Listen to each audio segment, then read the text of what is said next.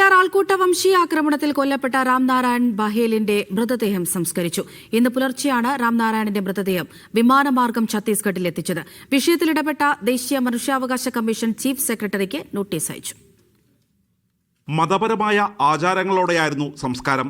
രാവിലെ 9 മണിയോടെ വസതിയിൽ പൊതുദർശനം നടത്തിയിരുന്നു. നഷ്ടപരിഹാര തുക വേഗം നൽകുന്നതിനും ആൾക്കൂട്ടമർദ്ദനവുമായി ബന്ധപ്പെട്ട വിവരങ്ങൾ കൈമാറുന്നതിനും ദേശീയ മനുഷ്യാവകാശ കമ്മീഷൻ നിർദ്ദേശം നൽകി. ഒരാഴ്ചക്കുള്ളിൽ ചീഫ് സെക്രട്ടറി വിശദമായ റിപ്പോർട്ട് സമർപ്പിക്കണം. കുറ്റകൃത്യം സംബന്ധിച്ച പ്രാഥമിക റിപ്പോർട്ട് നാളേക്കുള്ളിൽ അന്വേഷണ ഉദ്യോഗസ്ഥൻ സമർപ്പിക്കണം. പരാതിക്കാരനായ സുപ്രീം കോടതി അഭിഭാഷകൻ സുഭാഷ് തിക്കാടന്റെ മൊഴി അന്വേഷണ ഉദ്യോഗസ്ഥർ ഓൺലൈൻ മുഖേന രേഖപ്പെടുത്തി. പ്രതികൾക്കായുള്ള അന്വേഷണം കേരള പോലീസ് ഇപ്പോഴും തുടരുകയാണ്.